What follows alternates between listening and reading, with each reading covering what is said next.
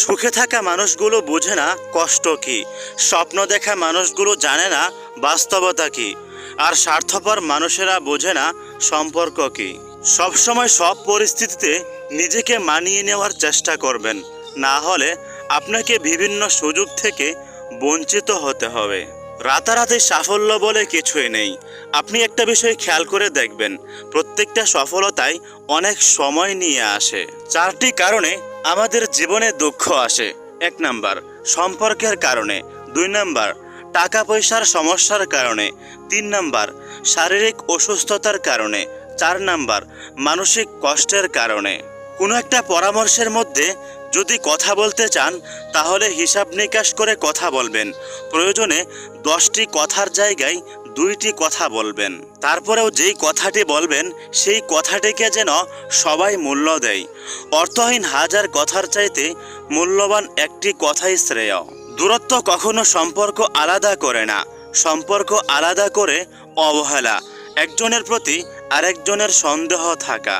যে আপনাকে বোঝে না তার কাছে নিজেকে প্রমাণ করতে যাবেন না, সময় হলে সে আপনাকে ঠিকই বুঝতে পারবে। অবহেলা হলো এমন একটা জিনিস, এটার কাছে সব কিছুই হেরে যায়, এমনকি সত্যিকারের ভালোবাসাও হেরে যায়। যার সাথে দীর্ঘদিন যাবৎ পরিচয় ছিল তাকে মানুষ কখনো ভুলে যায় না। হয়তো মানুষ তাকে মনে রাখে বন্ধুত্বের কারণে, নয়তো তাকে ঘৃণার চোখে দেখে।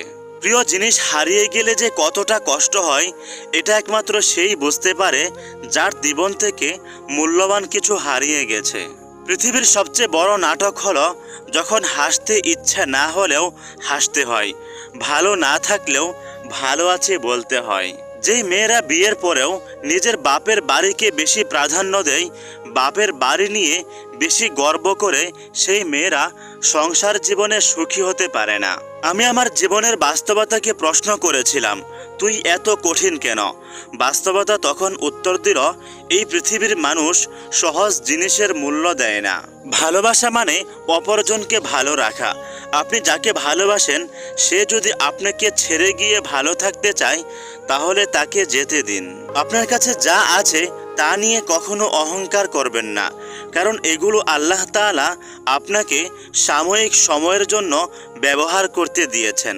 মানুষ আপনাকে যতই ভালোবাসুক না কেন, সর্বশেষ আপনার কষ্ট আপনাকেই বহন করতে হবে।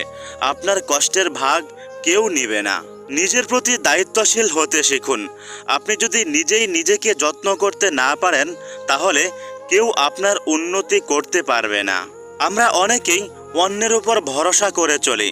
আমরা মনে করি আমাদের পরিবার, আমাদের বন্ধুবান্ধবেরা আমাদের কষ্ট বুঝবে, কষ্টের সময় এরা আমাদেরকে টাকা পয়সা দিয়ে সাহায্য করবে।